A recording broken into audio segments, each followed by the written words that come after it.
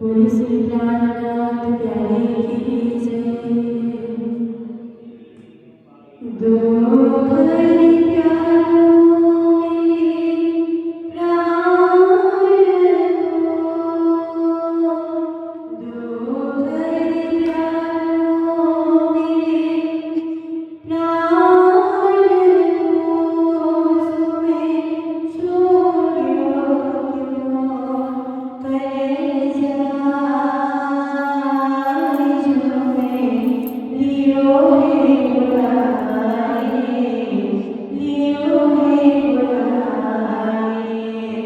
दो हरि प्यारों में प्राण दो हरि प्यारों में प्राण इन अवसर पाए और कहाँ चाहिए तो इन अवसर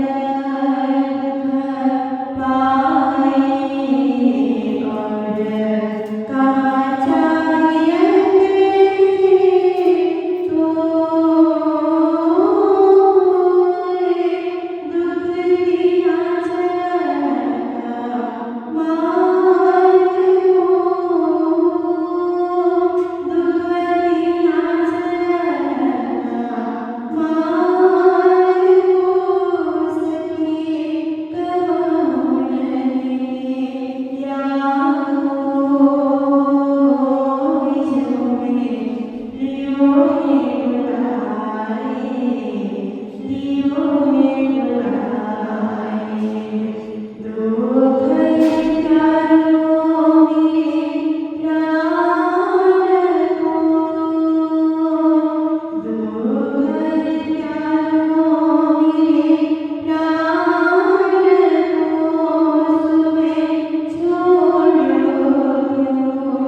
करे जाए जो में लियो है बुलाए, लियो है बुलाए। दो हरि प्यारों में प्राण दुख तो हमारो आहारे और को दुख तो हमारो आहारे और को दुख तो हमारो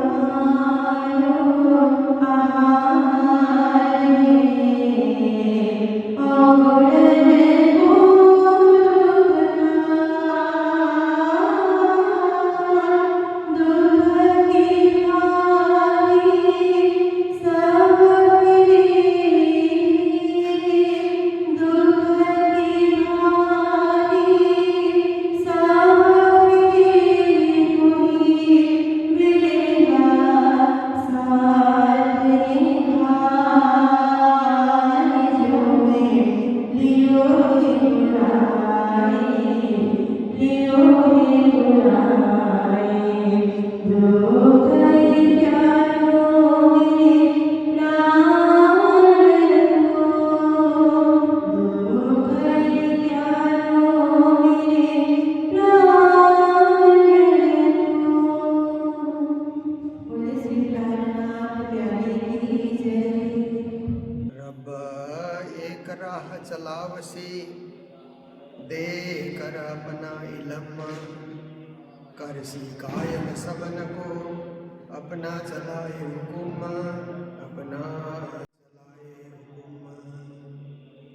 बोलो कृष्ण कन्हैया लाल की श्री निजानंद स्वामी की श्री प्राणनाथ प्यारे की महारानी बाईराज की महाराजा छत्रसाल की गुरु जी मंगलदास महाराज की श्री कृष्ण प्रणामी धर्म की लीनोपुरी धाम की सर्व सुंदर साध की सरियत स्वरूप माने प्रणाम। उपस्थित धर्मनाथ शिरोमणि सुप्रसाद जी, माताएं, बहनें, भाइयों, दिवाली का अवसर चल रहा है और सर्वत्र दीप दिए जल रहे हैं। तो ऐसे ही मन का दिया भी जले, ज्ञान का दिया भी जले, विचार और विवेक का दिया भी जले, इसके लिए भी हमें तैयार रहना होगा। तो देखिए, श्री प्राणनाथ जी महाराज ने संपूर्ण शास्त्रों का चिंतन किया, मनन किया,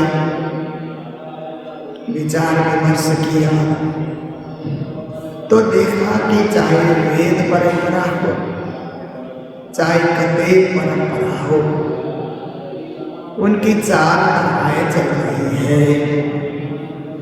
तो एक तो कर्मकांड की धारा है जिसे शरीयत कहा जाता है, शरीयत धारा। कोई भी धर्म में आप देखिए, हिंदू धर्म में, सनातन परंपरा में देखिए, ज्यादा कर्मकांड की विधियां मानी जाती है। उससे आगे भी कुछ है, उससे आगे भी सीढ़ियां हमको चढ़नी है, परंतु अधिकांश लोग कर्मकांड में ही बंधे रह जाते हैं।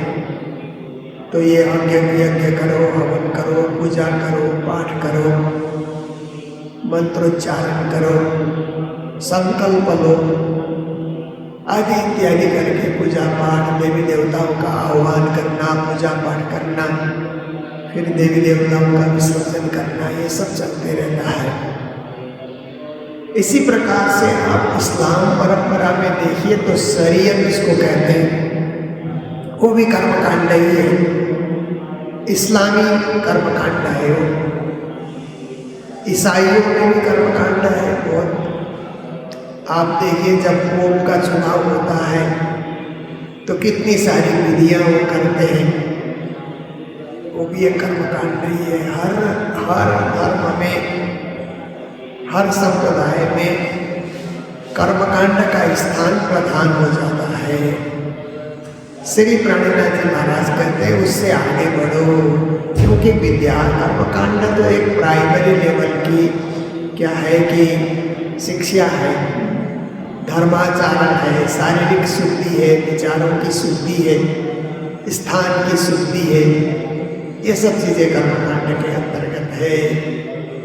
उससे एक कदम आगे बढ़ते हैं तो उपासना, जिसको कते परंपरा में तरीकत करके का, शरीयत तरीकत ऐसा करके का। उपासना में क्या होता है कि जितने भी देवी देवता हैं उनकी आराधना करना, उनके ज्ञान को ग्रहण करना, उनका स्मरण करना, उनके मंत्रों का जाप करना। मात्र देवी देवता नहीं, अवतारी पुरुष भी आ जाते हैं, फिर संत पुरुष भी आ जाते हैं। तो हिंदू परंपरा में भी देखिए कि कितने सारे देवी देवताओं की पूजा होती है, फिर 24 अवतार की पूजा होती है, फिर आचार्यों की पूजा होती है जिन्होंने संप्रदाय की स्थापना की, फिर गुरुओं की भी पूजा होती है। तो ये क्या है कि उपासना है, उपासना पद्धति इसको कहा जाता है। तो उसी प्रकार से इस्लाम परंपरा में भी तरीकत में पीर पैगंबर की पूजा होती है। एक तो अभी खुदा की पूजा होती है, अल्लाह की पूजा होती है, फिर अल्लाह के जो दूत हैं मोहम्मद की पूजा होती है, फिर उसके बाद जो 7 कलमे वाले पैगंबर कहते हैं, कलमा लेकर आने वाले 7 पैगंबर, तो देखिए उनकी पूजा होती है। और भी पीर पैगंबर की पूजा होती है। देखिए कई कई जगह उनकी समाधि में पूजा करते हैं, कव्वाली गाते हैं, देखिए ये क्या है, तरीकत है, उपासना पद्धति है, वे अपने ढंग से कर रहे हैं। और ईसाइयों में भी उपासना पद्धति है, प्रार्थनाएं करते हैं और जगह जगह जा कर के जो है वो लोग कन्ग्रीगेशन बोलते हैं, कन्ग्रीगेशन। तो इस प्रकार से समाज में एक झुंड बना करके उपासना पद्धति का अनुपालन करते हैं। और उनके भी बहुत सारे पोप इत्यादि, सेंट इत्यादि, हम लोग संत कहते हैं, वो लोग सेंट कहते हैं, उनके विचारधाराओं को लेकर के कई जगह स्कूल खोलते हैं, कई जगह अस्पताल खोलते हैं। जो ईसाई परंपरा में महान लोग हो गए उनको याद किया करते हैं। उनके वर्षगांठ जन्मदिन आने पर कुछ न कुछ पूजा पाठ वहाँ पर करते हैं, उनके नाम से प्रेयर करते हैं। तो ये उपासना पद्धति उसको कहा जाता है। फिर उसके बाद कर्म उपासना के बाद हिंदू परंपरा में और एक पद्धति है योग। योग मतलब ये योग किसी के पास नहीं है। मुस्लिम परंपरा में नहीं, ईसाई में नहीं है, यहूदी में नहीं है, पारसी में नहीं है, किसी में नहीं है। योग परंपरा हिंदू सनातन पद्धति का एक अंग है, विशेष अंग है। ऋषि पतंजलि ने योग पद्धति उन्होंने बताई। योग अभ्यास करना, यम नियम का पालन करना, आसन प्राणायाम प्रत्याहार धारणा ध्यान समाधि अष्टांग योग का पालन करना। और ये योग पद्धति का असर जैन धर्म में भी चला गया, बौद्ध धर्म में भी चला गया। आप देखिए मूलतः ऋषि पतंजलि ने इसकी स्थापना की, परंतु जैन 24 तीर्थंकरों ने भी उस योग पद्धति, योग साधना को प्रकारांतर में, हूबहू नहीं परंतु थोड़ा प्रकारांतर करके उन्होंने भी योग पद्धति को अपनाया। इसीलिए जैनिज्म में भी कुछ न कुछ योग विधियाँ उनमें भी है, उपासना भी उनमें है ही है, उपासना तो उनमें बहुत ज़्यादा ही है। पर जैनिज्म और बुद्धिज्म को हिंदुइज्म का ही एक अंग माना जाता है। हम लोग मानते हैं कि हिंदू धर्म के अंतर्गत ही ये दोनों का भी आविर्भाव हुआ। बुद्धिज्म में भी योगा है, योग पद्धति है। जैसे जैनिज्म में प्रेक्षा ध्यान करके उन्होंने एक विधि, उन्होंने योग की एक विधि, ध्यान विधि उन्होंने विकसित की है। और ये बुद्धिज्म में आकर के विपश्यना करके ये ध्यान पद्धति उन्होंने विकसित की है। तो ये सब क्या है कि ये हिंदू धर्म में जो समाधि योग है, उस समाधि योग के ही प्रकारांतर में जैनिज्म में, बुद्धिज्म में ये सब चीज़ का प्रचार प्रसार हुआ, तो उसको योग पद्धति कहा जाता है। फिर उसके ऊपर है ज्ञान, जिसको कते परंपरा में हकीकत कहते हैं। ज्ञान को जानना, ज्ञान का अर्थ होता है नित्य ज्ञान, ये कहते हैं ना, जानना, समझना और आचरण करना। और इधर हकीकत का, वास्तविकता को पहचानना। हकीकत का अर्थ क्या होता है? जो वास्तविक चीज़ है उसको पहचानना, तो ज्ञान खंड हो गया। फिर उससे ऊपर जब हम जाते हैं तो भक्ति का खंड, प्रेम का खंड, ज्ञान, जैसे आपने देखा कर्म, उपासना, योग, ज्ञान और भक्ति, ये 5 पद्धति, 5 सीढ़ियाँ हिंदू परंपरा में, सनातन परंपरा में हुई। तो इधर श्री प्राणनाथ जी महाराज इस्लाम परंपरा, कतेब परंपरा के हिसाब से भी बता रहे हैं कि शरीयत, तरीकत, हकीकत और मार्फत उस प्रेम लक्षणा भक्ति को बताया गया। तो इस प्रकार से एक सीढ़ी के बाद दूसरी सीढ़ी, तीसरी सीढ़ी, चौथी सीढ़ी, प्रथम श्रेणी से दूसरी श्रेणी, तीसरी श्रेणी में आगे बढ़ते जाना। इसी तरह अध्यात्म के क्षेत्र में, धर्म के क्षेत्र में भी उत्तरोत्तर आगे बढ़ते जाना है। परंतु अधिकांश लोग कर्मकांड में ही रह जाते हैं। थोड़े से आगे बढ़े तो उपासना में रह जाते हैं, उससे आगे बढ़े तो ज्ञान खंड में जाकर के वो वहीं रुक जाते हैं। पर उससे भी परे मार्फत अथवा प्रेम लक्षणा भक्ति, वहाँ तक जाना हरेक के बस की बात नहीं है। हर एक के पहुँच की बात नहीं है, कहीं न कहीं बीच में रुकावटें आ जाती है, उनकी यात्रा भंग हो जाती है, वहीं के वहीं रह जाते हैं। और श्री प्राणनाथ जी महाराज कहते हैं कैसे ही कोई रुकावट क्यों ना आ जाए, आप डटे रहो, लगे रहो, बने रहो, तो रुकावटें अपने आप दूर हो जाएंगी और आपको मार्ग मिल जाएगा। आप प्रेम लक्षणा भक्ति हो मार्फती उपासना में आप संलग्न हो जाएंगे और परब्रह्म की प्राप्ति करेंगे, धाम गति की प्राप्ति करेंगे। तो आज की चौपाई में बताते हैं शरीयत सो माने नहीं, पर जो शरीयत में पढ़े हैं, कर्मकांड में पढ़े हैं, कर्मकांडी विद्वानों को ज्ञान की और प्रेम लक्षणा भक्ति की बातें बताएं, वो मानने को तैयारी नहीं होते। हम जो कर्मकांड कर रहे हैं, पूजा पाठ कर रहे हैं, यही सब कुछ है, इससे परे कुछ नहीं है। श्री जी ने भी समझाया, माने नहीं तो कहते हैं कि ऐसे ही इस्लाम परंपरा में भी जो शरीयत में पढ़े हुए हैं वो मानते नहीं है। शरीयत ही सब कुछ है, शरिया कानून, शरीयत का कानून जो है ना, शरिया कानून ऐसे करके उसको लागू करना चाहते हैं। तो देखिए जो शरीयत में पढ़े हैं वो वही सब कुछ मान रहे हैं, आगे कुछ है ऐसा सुनने के लिए तैयार भी नहीं है।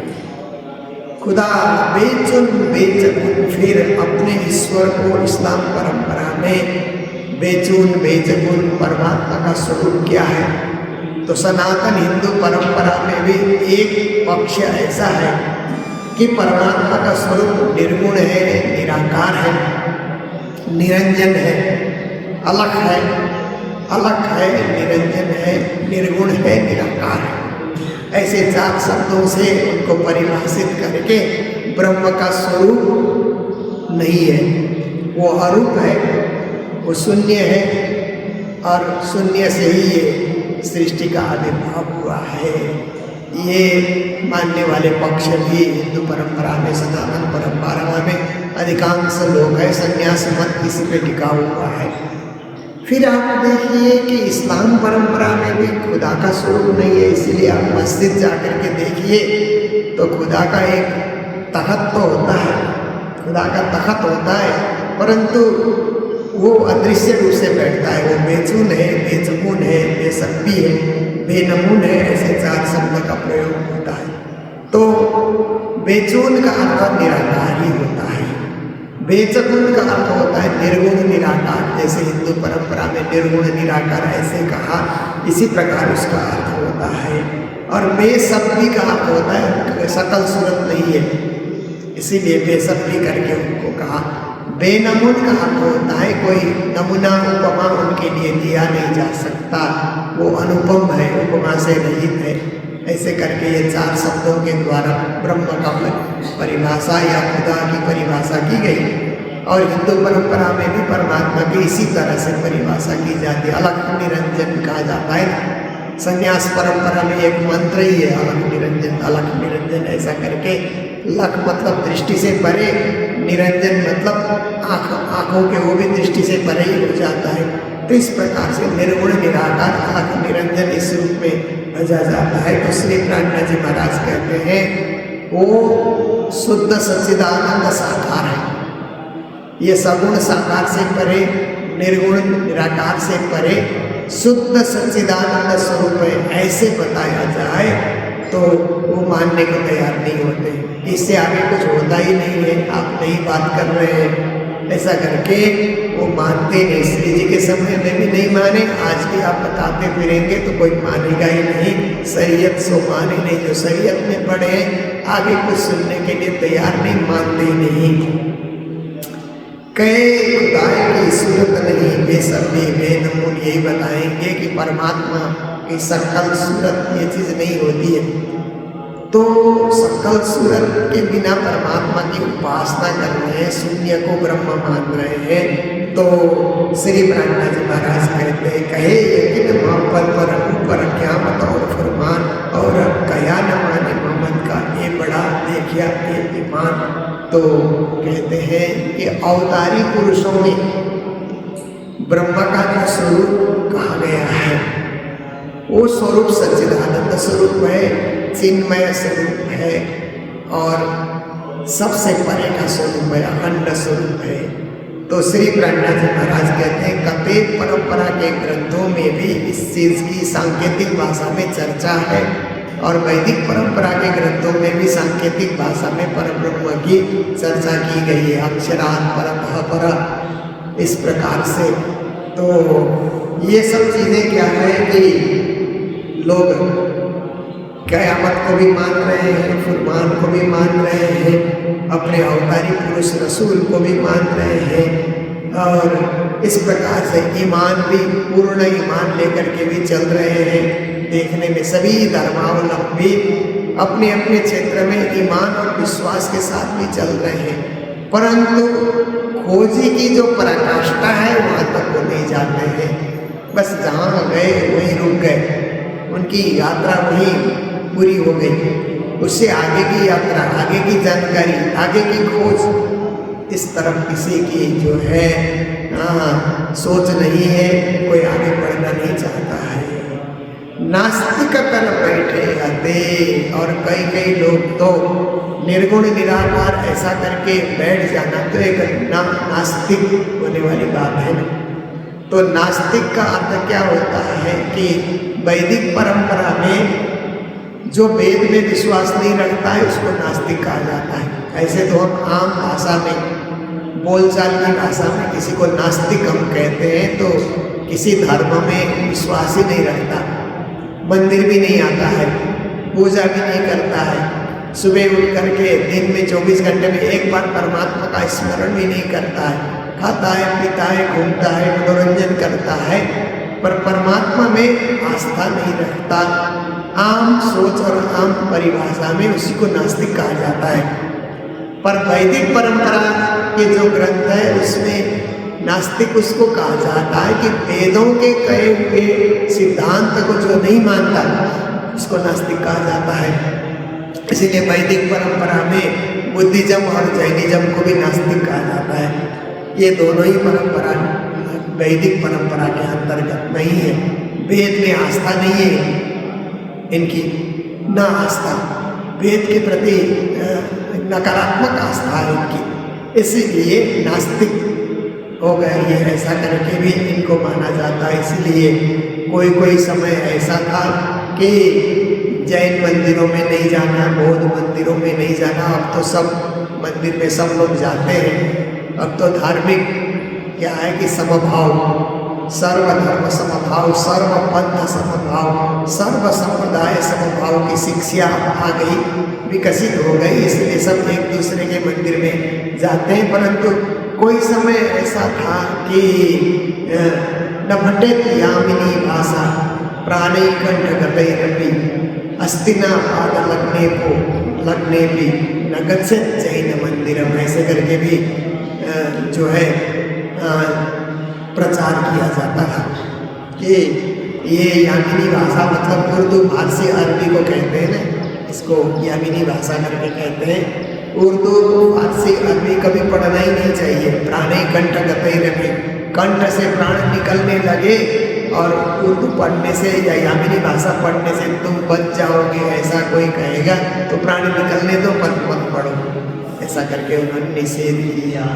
फिर कहीं हाथी आकर के आपको कुचल रहा है और बगल में जैन मंदिर है, जैन मंदिर में आश्रय लेने से आप बच सकते हैं, नहीं तो आप हाथी कुचल देगा सामने से आकर के, तो कहते हैं कुचलने दो, कुचल करके मर जाओ, परंतु जैन मंदिर में आश्रय लेने बच जाओ। ऐसे भी विचारों का प्रचार कोई समय होता था, परंतु आज क्या है कि ऐसे विचारों का प्रचार नहीं होता है, क्योंकि ऐसे विचारों को आजकल अब दूसरे ज़माने की बात समझा जाता है, बीते समय की बात है। आज वो चीज़ नहीं है।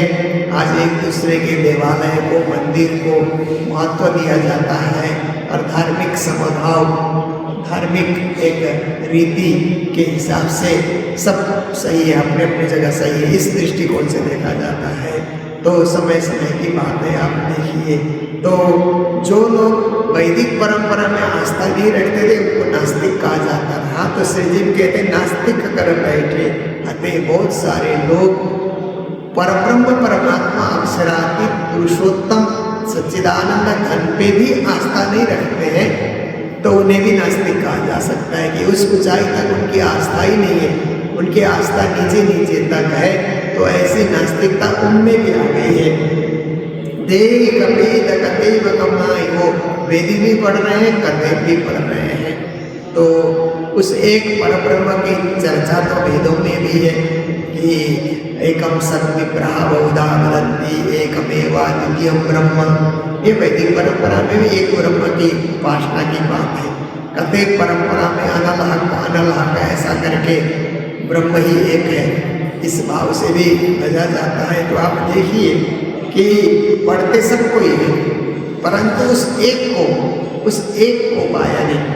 श्री जी ने कहा एक कया वेद कतेव ने सो जुदा रहा सबन, तीन को सारों ढूंढिया पर वो एक न पाया। कि ऐसी उनकी चौपाई है कि वेद कतेव ने ब्रह्म को एक ही कहा, तो सो जुदा रहा सबन, परंतु जो एक कहा वो बिल्कुल अलग रहा। क्योंकि लोग देवी देवताओं में, अवतारी पुरुषों में, पीर पैगंबर में ऐसे आकर्षित हो गए कि एक छूट गया। जो एक वेद कतेव ने निर्देश किया था वो छूट गया। सो जुदा रहा सबन, बिल्कुल अलग रह गया। तीन को सारों ढूंढिया, ढूंढने के लिए सब कोई कोशिश कर रहे हैं अपने अवतारी पुरुषों के माध्यम से या अपने पीर पैगंबर के माध्यम से उसको ढूंढने का प्रयास जारी है। सो एक न पाया किन्ना, उस एक को फिर भी लोगों ने नहीं पाया। और वही एक को बताने के लिए सदगुरु आए हैं, प्राणनाथ जी आए हैं कि वो एक तो पूर्ण ब्रह्म परमात्मा है। उनका नाम रूप लीला धाम की व्याख्या करके वो एक जगत में प्रदर्शित करने के लिए जिस एक की चर्चा वेद कतेव ने की, वो एक एकदम सच्चिदानंद परब्रह्म ही है।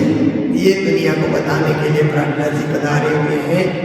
पांच तत्व त्रिगुण बिना कहे और कछुए नाई, परंतु जो नास्तिकता को लेकर के बैठे हैं वो पांच तत्व से परे की बात, त्रिगुण से परे की बात। पांच तत्व का अर्थ होता है 14 लोक, जो पांच तत्व से बने हैं तो 14 लोक से परे और त्रिगुण से परे।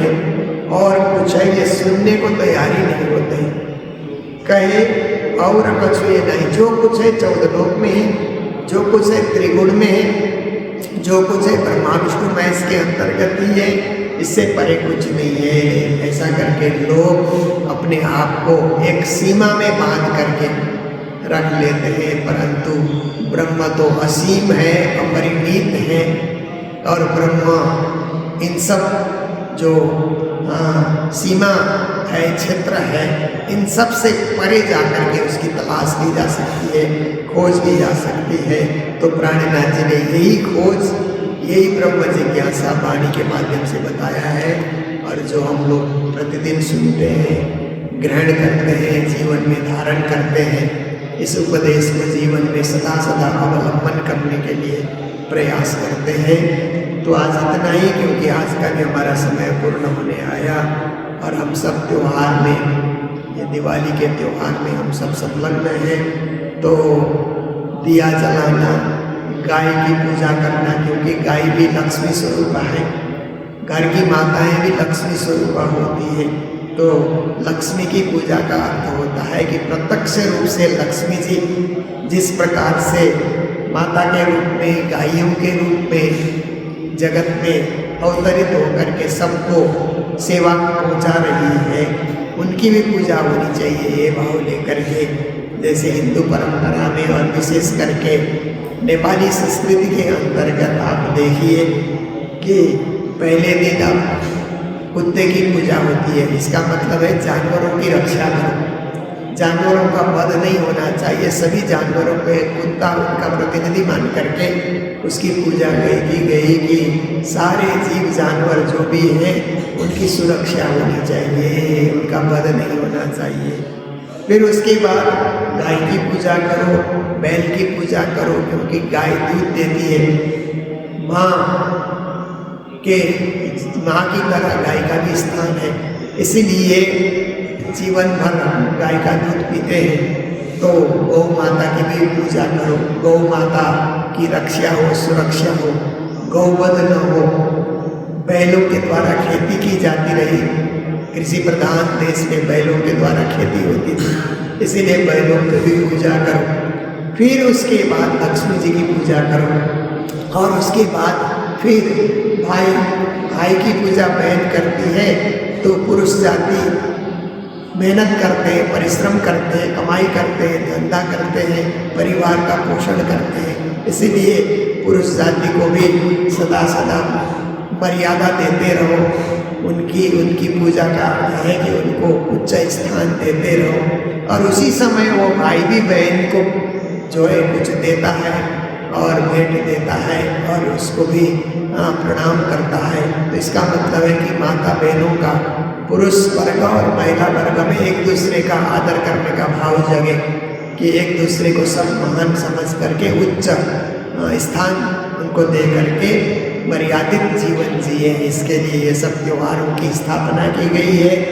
तो इन सब का हम लोग मंगल धाम में भी पालन करते हैं। गुरु महाराज जब थे तो गुरु महाराज भी ऐसे पर्व आते थे तो बढ़ चढ़ करके उन पर्वों में राज्य की पूजा करना और जो परंपराएं हैं उन परंपराओं को भी मानना, उस हिसाब से चलना।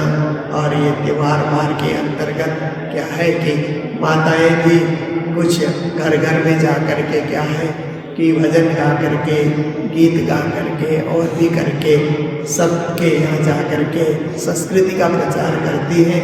और भाई लोग भी देवसी के लिए उसको खेलते हुए घर घर में जा करके संस्कृति की रक्षा, संस्कृति का प्रचार करने के लिए कार्य करते हैं। भैले देवसी ऐसा करके उसको माना जाता है परंपरा में। तो इसी तरह से आप जो हिंदी परंपरा है, हिंदुस्तान की परंपरा है, उस परंपरा में भी अब आप देखिए धनतेरस कहते हैं। उस दिन कुछ भी खरीदेंगे तो घर में बरकत लौट करके आएगी। फिर छोटी दिवाली करके भी पूजा होती है। फिर दूसरे दिन बड़ी दिवाली करके पूजा होती है। फिर गोवर्धन पूजा, अन्नकूट, 56 भोग की भी पूजा होती है। फिर भैया दूज करके माना जाता है। तो ये क्या है कि एक दूसरे को सम्मान देना, संस्कृति की रक्षा करना और धर्ममय जीवन बनाना, यही त्योहार भार का अर्थ होता है। हम लोग भी मंगल धाम में इसका पालन करते आगे बढ़ते जा रहे हैं।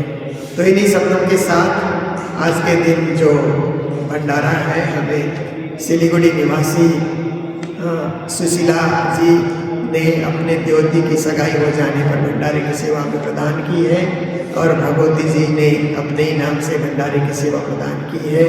तो उन दोनों को मंगल बधाई, मंगल कामनाएं व्यक्त करते हुए अभी के प्रसंग को जय जयकार के साथ ही विराम देते हैं। बोलो सद्गुरु महाराज की, श्री प्राणनाथ प्यारे की, सर्व सुंदर साथ की, नास्तिक कर बैठे हते, देखा वेद देव के माहे, पांच तत्व त्रिगुण बिना, कहे और कछुए नाहे, कहे और कछुए नाहे। बोलो श्री प्राणनाथ प्यारे की, श्री धाम के धनी की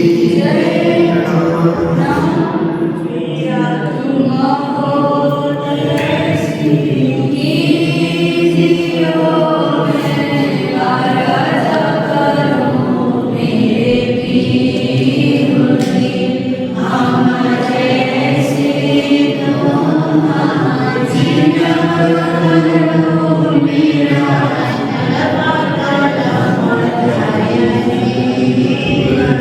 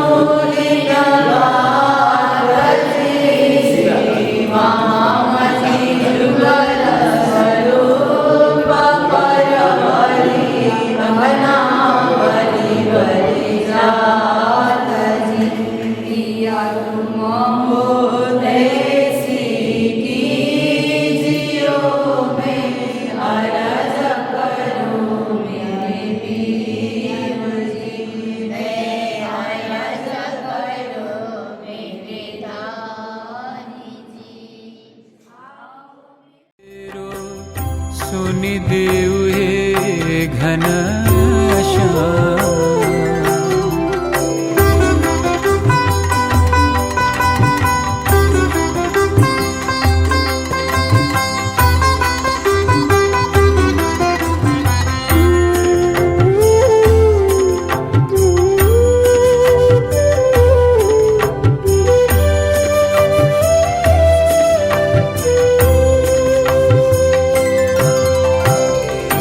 भक्ति गर्छु शरणमा पर्छु, भक्ति गर्छु शरणमा पर्छु, जप्छु प्रभुको प्यारो नाम, जप्छु प्रभुको प्यारो नाम। विरह व्यथा हृदय को मेरो, विरह व्यथा हृदय को मेरो, हरिदेव हे घनश्याम, गरिदेव मेरो कल्याण। विनती मेरो सुनिदेव हे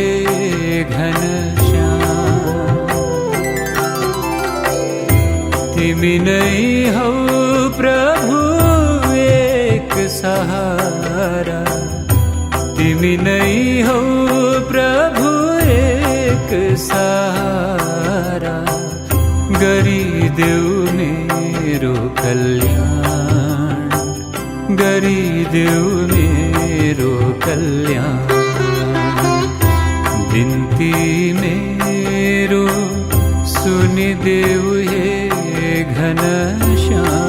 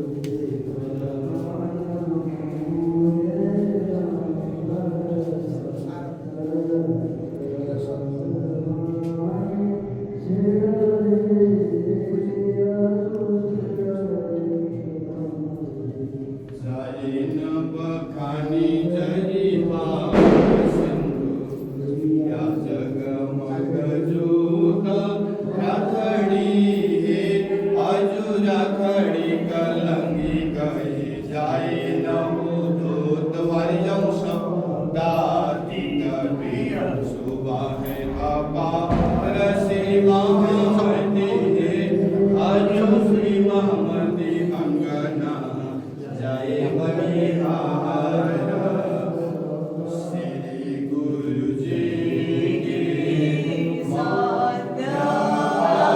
साध्यारती श्री गुरु जी की साध्यारती जगत पावनी सब जनतारती जगत पावनी सब जनतारती कृपा निधान गुरु करुणा के सागर कृपा निधान गुरु करुणा के सागर दया निधान प्रभु प्रेम किया करा दया निधान प्रभु प्रेम किया करा ज्ञान भक्तिदाता सेवा की मूर्ति ज्ञान भक्तिदाता सेवा की मूर्ति शांति प्रदायक मंगल सुरति शांति प्रदायक मंगल सुरति आरोग्य प्यारे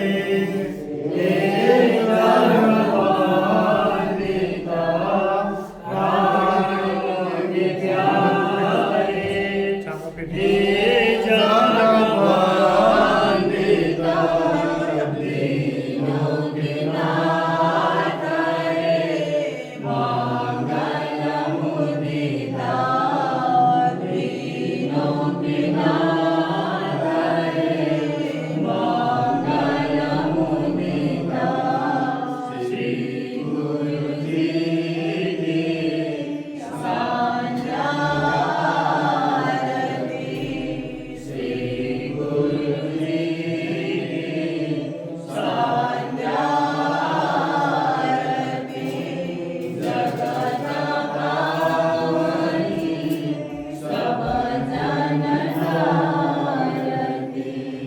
जगत पावनी सब जनतारती सच्चिदानंद गुरुदेव की जय नाम धनी आनंद है पावन पूरन नाम पद के परे परम पद सुरये वरनाम श्री प्राणनाथ तुम सत्य हो तुमसे चलत जहाँ मैं अभी न करनी नहीं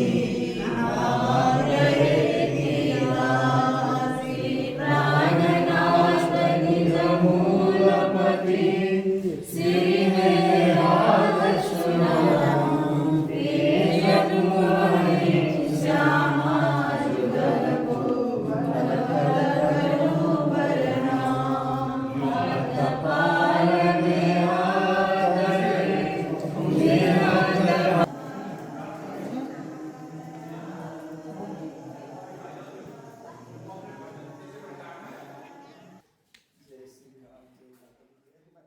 स्वस्ति न इंद्रो बृहस्पतिः स्वस्ति नः पूषा विश्ववेदाः स्वस्ति नस्तार्क्ष्यो अरिष्टनेमिः स्वस्ति नो बृहस्पतिर्दधातु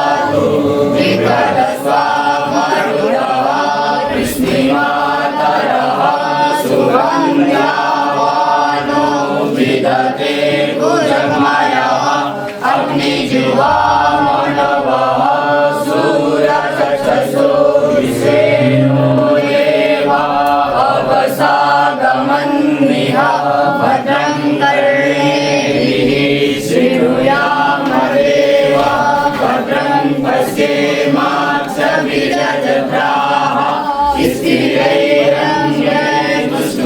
स्थिरैरङ्गैस्तुष्टुवांसस्तनो दिव्यसेवाहि देवाहितं जलायुः सतमिन्दु शरदो अन्ति देवा चत्रा नक्षत्रा जरसन्तनो नाम पुत्रासो यत्र पितरो भवन्ति मानो मध्यागीकरायुगन्धो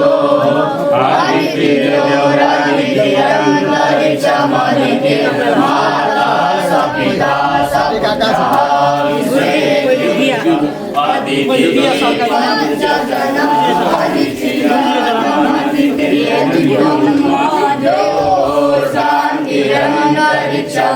शान्तिः पृथिवी शान्तिरापः शान्तिरोगदयः शान्तिः वनस्पतयः शान्तिः देवाः शान्तिः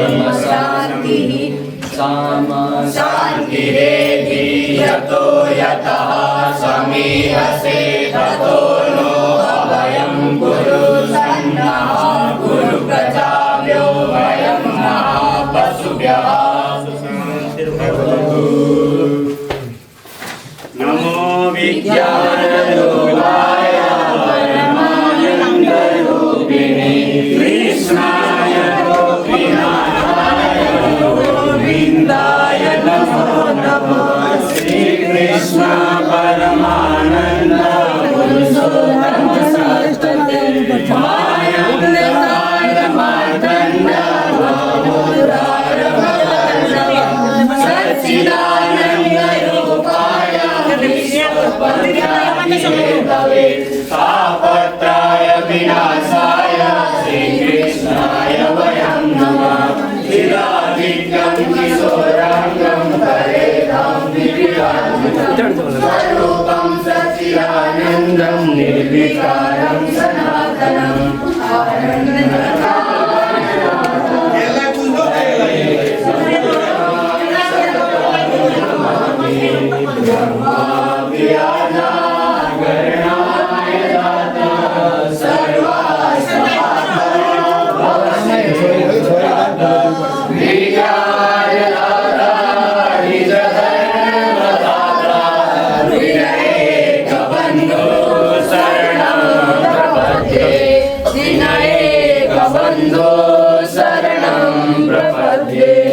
ब्रह्मानन्दं परमसुखदं केवलं ज्ञानमूर्तिं ब्रह्मातीतं गगनसदृशं तत्त्वमस्यादिलक्ष्यम् एकं नित्यं दिवसगतं सर्वदा साक्षिरूपं भावातीतं त्रिगुणरहितं सद्गुरुं नमामि गुरुर्ब्रह्मा गुरुर्विष्णु गुरुर्देव महेश्वर गुरु साक्षात् परब्रह्म तस्मै श्री गुरवे नमः व्याप्तं येन चराचरं तत्पदं दर्शितं येन तस्मै श्री गुरवे नमः तत्पदं दर्शितं येन तस्मै श्री गुरवे नमः भवान् दृष्ट्वा नमस्कृत्य कुर्याच्चैव प्रदक्षिणम् प्रदक्षिणीकृता तेन सप्तद्वीपा वसुन्धरा प्रदक्षिणीकृता तेन सप्तद्वीपा वसुन्धरा देवाय साय कृष्णाय गोविन्दाय नमो नमः बोल गौ मैया की प्रणामी हमें जागृत भयो अति धन्य भयो सौभाग्यशाली प्रणामी हमें जागृत भयो अति धन्य भयो सौभाग्य भाग्यशाली।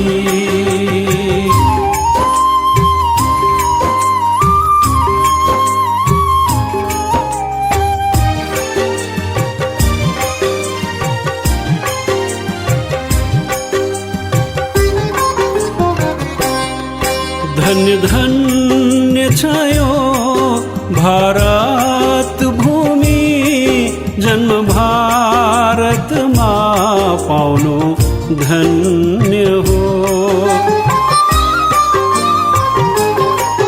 धन्य धन्य छयो भारत भूमि, जन्म भारत मा पाउनु धन्य हो।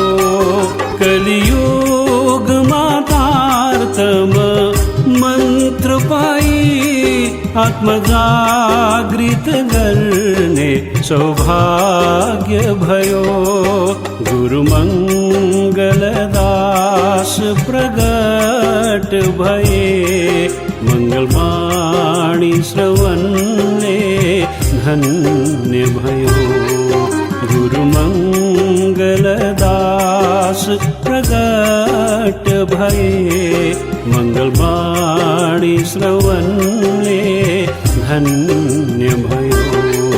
सौभाग्यशाली प्रणामी हामी, जागृत भयो अति धन्य भयो। सौभाग्यशाली।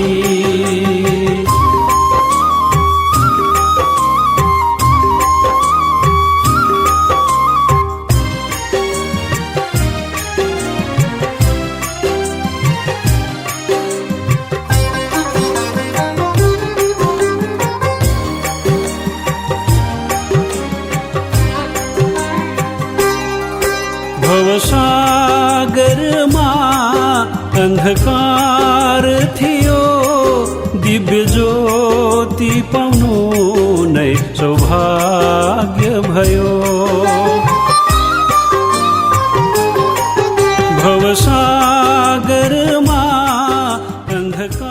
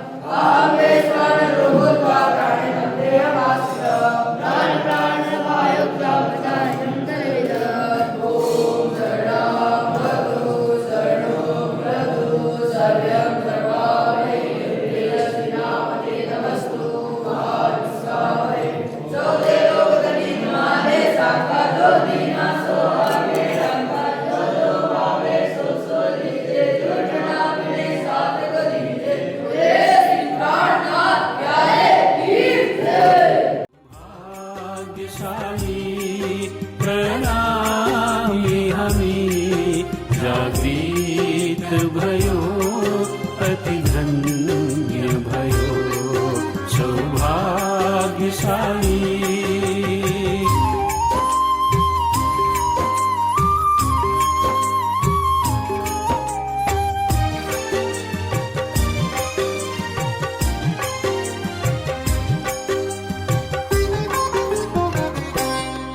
धन्य धन्य छयो भारत भूमि, जन्म भारत मा पाउनु धन्य हो।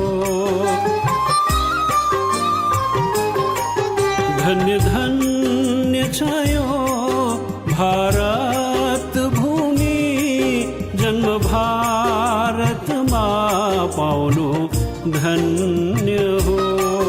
कलियुग मातार्तम मंत्र आत्मजागृत गर्ने सौभाग्य भयो। गुरु मङ्गलदास प्रगट भए, मङ्गलवाणी श्रवणले धन्य भयो। गुरु मङ्गलदास प्रगट भए, मङ्गलवाणी श्रवणले धन्य भयो।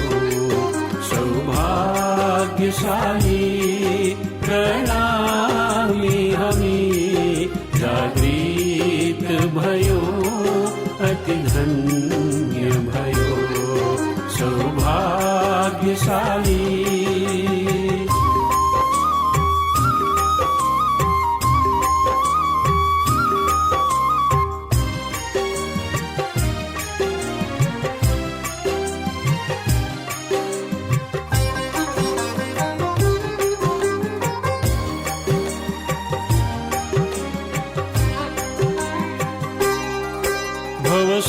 भवसागरमा अंधकार थियो, दिव्य ज्योति पाउनु नै सौभाग्य भयो।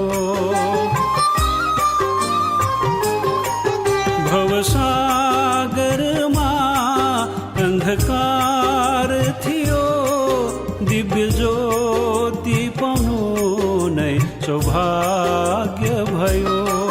पापकुण्डमा माया पुञ्जमायो, चिन्न आफैलाई हामी सक्षम भयो। गुरु मङ्गलदास प्रगट भए, मङ्गलधामको दर्शनले धन्य भयो। गुरु मङ्गलदास